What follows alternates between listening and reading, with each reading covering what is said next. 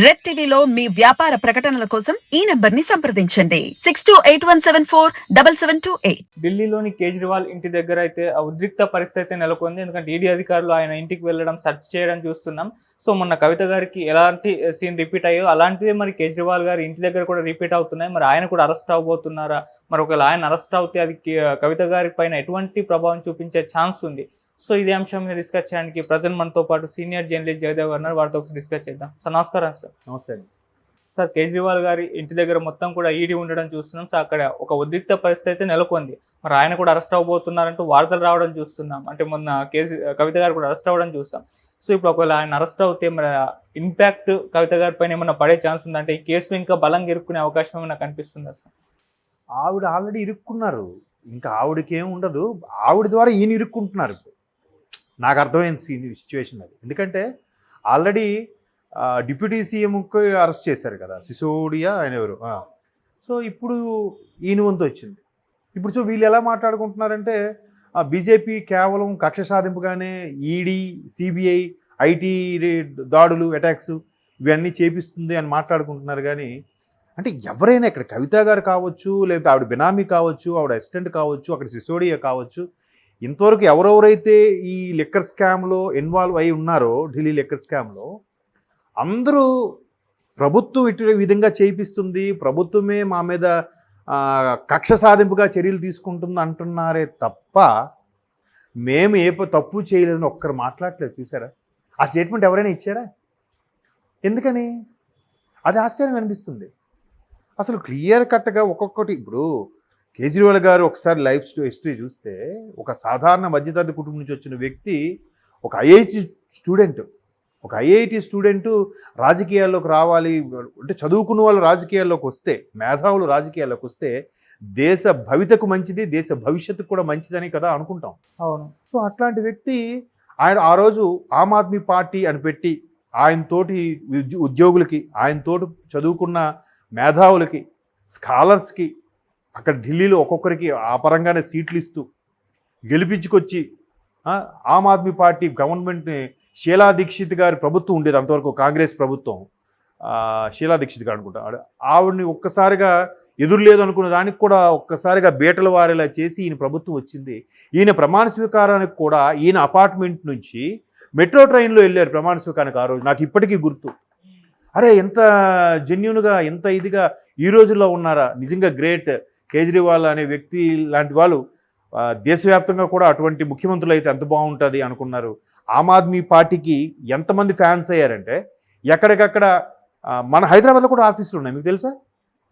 Aam Aadmi party ఆఫీసులు ఉన్నాయి. Of course ఎన్నికల్లో పోటీ చేయట్లేదు, కానీ అంటే అంత క్రేజ్ వచ్చేసింది. సో అటువంటి వ్యక్తి ఒక్కసారిగా ఈ లిక్కర్ స్కామ్ ఇష్యూస్ ఎదుర్కోవడం అనేది చూడండి ఎంత చేంజెస్. అంటే రాజకీయం ఎవరినైనా మార్చేస్తుందా, లేదా అలా మారడానికే రాజకీయాల్లోకి వస్తారా అనేది ఇప్పుడు గుడ్డు ముందా పిల్ల ముందా అన్న పరిస్థితి కనిపిస్తుంది. అవును. నిజంగా కేజ్రీవాల్ గారి ఇమేజ్ చాలా కనిపించింది. కానీ ఒకనొక టైంలో కాంగ్రెస్కి ఫేవర్గా మాట్లాడడం 2014 టైంలో అనుకుంటా, 14 ముందు అనుకుంటా, కాంగ్రెస్కి ఫేవర్గా మాట్లాడడం చూసి ఓహో ఈయన కూడా ఆ తాన్లో మొక్కేనా. సో ఈయన జెన్యూన్గా అయితే ఉన్నాడు, కానీ మేబీ ఈయన జెన్యూన్ పర్సనే జస్ట్ అటువైపు మొగ్గు చూపుతున్నాడేమి, ఎవరి అభిప్రాయం అది కదా, ఎవరు ఇష్టం వాళ్ళది కదా అనుకున్నాను. కానీ ఇప్పుడు ఈ లిక్కర్ స్కాము, ఆ డిప్యూటీ సీఎం అరెస్ట్ అవ్వడము, కవిత గారు అరెస్ట్ అవ్వడము, ఇవన్నీ చూస్తే వీళ్ళందరికి కూడా చెప్పే ఉంటారుగా. కవిత గారు కూడా ఒక వాంగ్మూలంలో కేజ్రీవాల్కి ప్రస్తావన ఇచ్చారంట కదా. అంటే మీరు ఇచ్చారంటే మీరు పక్కన ఉన్నారా చూసారా అని అనొచ్చు, సానుభూతి పరులు, అభిమానులు ఎవరైనా కానీ వార్తలు అవే చెప్తున్నాయి కదా. కవిత గారు మొన్నకి ఎలా జరిగింది, గత మార్చిలోనో ఏప్రిల్లోనో పంపించారు, అదే రమ్మన్నారు. ఏమని, మీకు సాక్ష్యంగా రండి, మీరు చెప్పాలి, మాకు కొన్ని ఆధారాలు దొరికే, ఇది దీనికి సంబంధించి ఢిల్లీ గవర్నమెంట్ ఇన్వాల్వ్ అయ్యిందా, ఎవరెవరు చేతులు మారాయి, ఎన్ని వేల కోట్లు చేంజ్ అయ్యాయి, ఇవన్నీ సంబంధించి ఫోన్లో ఉన్నాయా, లేదా మీ దగ్గర డైరీలో ఉన్నాయా, ఇవన్నీ అయ్యాయి. సో ఈవిడ ఒకసారి వెళ్లకుండా నాకు రాజకీయ ప్రమేయంగా నేను ఒక ఎమ్మెల్సీని, లేదంటే ఇంకోటి ఉంది, నేను ఒక మహిళగా నేను ప్రతి దగ్గరికి రాలేను, మీరు ఇక్కడికి వస్తే బాగుంటుంది అనే ఉద్దేశంలో చాలా రకాలుగా మాట్లాడి పొడిగిస్తూ వచ్చారు. మొన్న ఎట్టకేలకు లాస్ట్ ఇయర్ ఆవిడ వెళ్ళారు ఈడీకి, అన్నీ ఎక్స్ప్లెయిన్ చేశారు. నా ఫోన్లు ఇవ్వండి అంటే ఫోన్లో ఏదో ఉందని చెప్పి దాన్ని రీడ్ చేద్దామంటే దొరకలేదు. మొత్తానికి అంతా అయింది. గత వారం సరిగ్గా ఆ ఇంటికి వచ్చారు సోదాలు. 3 నుంచి 4 గంటలు, సుమారుగా 4 గంటల పాటు నిర్వహించిన సోదాల్లో మరి ఏమి దొరికాయో తెలీదు, అరెస్ట్ చేశారు. ఒకవైపు వీళ్ళ సోదాలు సమ్మన్లు ఇచ్చి రమ్మని చెప్పినా కూడా వెళ్లకుండా ఈవిడ సుప్రీంకోర్టులో పిటిషన్ కూడా వేశారు. హక్కులను కాలరాస్తున్నారు, దీనికి ఇంకేం విచారణ కూడా నాకు ఎటువంటి అరెస్టులు ఉండకూడదు అన్నట్టుగా సుప్రీంకోర్టుకి అప్పీల్ చేశారు. సుప్రీంకోర్టులో అప్పీల్ ఉంటుండగానే ఇటువైపు వీళ్ళు వచ్చి అరెస్ట్ చేశారంటే సుప్రీంకోర్టు ధిక్కారణ కాదని అర్థం. వీళ్ళకి ఎంత బలమైన సాక్ష్యం దొరకకపోతే అంత ధైర్యంగా అరెస్ట్ చేసి తీసుకెళ్తారు. ఆ మీనా, ప్రియా మీనా, ఆవిడ ఎవరు? అవును, భానుప్రియ మీనా కదా.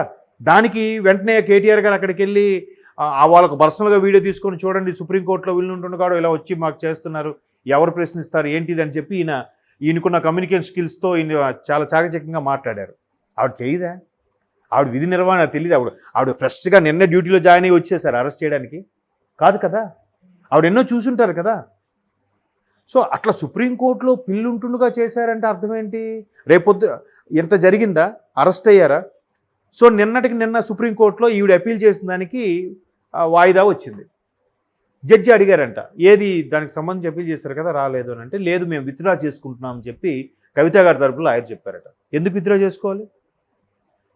మీ దగ్గర తప్పు లేకపోతే, లేదా మీ దగ్గర బలమైన సాక్ష్యాలు ఏమి ఉంటే, నేను తప్పు చేయలేదని కాన్ఫిడెన్స్ ఉంటే చెప్పొచ్చు కదా.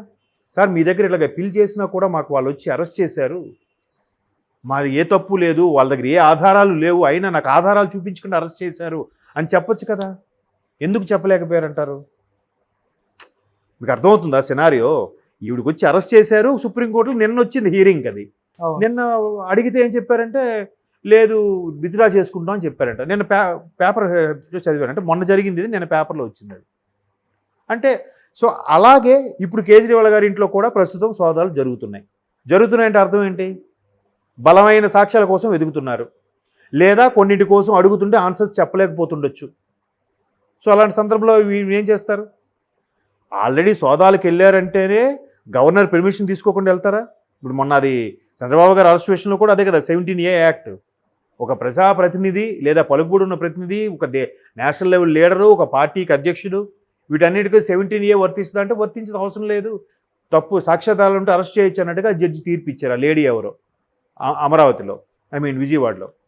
ఇక్కడ అలాగ ఒక ఆల్రెడీ ముఖ్యమంత్రి స్థాయి వ్యక్తికి వెళ్తున్నారంటే ఖచ్చితంగా ఈడీ గవర్నర్కి వాళ్ళకి ఉత్తర్వులు తీసుకోకుండానే వెళ్తారా?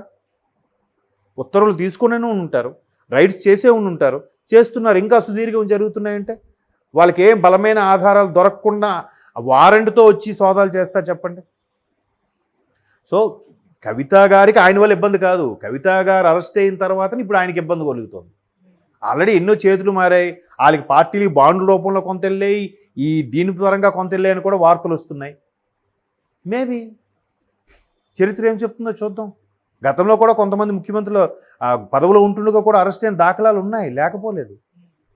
కాకపోతే సగౌరవంగా ఇవాళ రేపు ఎలా అయిపోయిందంటే జైలుకి వెళ్తే అదేదో స్వాతంత్ర సమయంలో వెళ్ళి వచ్చినట్టుగా భావిస్తున్నాం. కానీ చూద్దాం. కవిత గారిని అరెస్ట్ చేశారంటే మీరు వీళ్ళకి కూడా వాళ్ళు దానికి తగ్గట్టుగా చర్యలు జాగ్రత్తలు తీసుకోకుండా ఉంటారు కదా, తీసుకుని ఉంటారు. మేబీ రేపు మార్నింగ్ కల్లా బ్రేకింగ్ న్యూస్ అవ్వచ్చు, వాళ్ళ నైట్కైనా బ్రేకింగ్ న్యూస్ అవ్వచ్చు. సో మీరు అరెస్ట్ అవుతారా లేదా అనేది తెలియదు. ఎందుకంటే కరెక్ట్గా మీరు అబ్జర్వ్ చేస్తే కవిత గారిని కూడా శుక్రవారం అరెస్ట్ చేశారు. అవును, కరెక్ట్గా మళ్ళీ రేపు శుక్రవారం. ఈ సోదాలు రేపటికి కూడా కంటిన్యూ చేసి రేపు అరెస్ట్ చేస్తారా? వాళ్ళ టెక్నిక్ ఏంటో, వాళ్ళ వ్యూహం ఏంటో, వాళ్ళ స్ట్రాటజీ ఏంటో మనకేం తెలుస్తుంది సామాన్యులు? ఆ న్యూస్లో, ఈ పేపర్లోనూ, ఈ యూట్యూబ్లోనూ వచ్చిన వార్తలు చూసి తెలుసుకోవడం, అవగాహన పెంచుకోవడమే తప్ప మనకెలా తెలుస్తుంది? మొత్తానికి హాట్ టాపికే నడుస్తుంది. ఓకే, అది థ్యాంక్ యూ సో మచ్.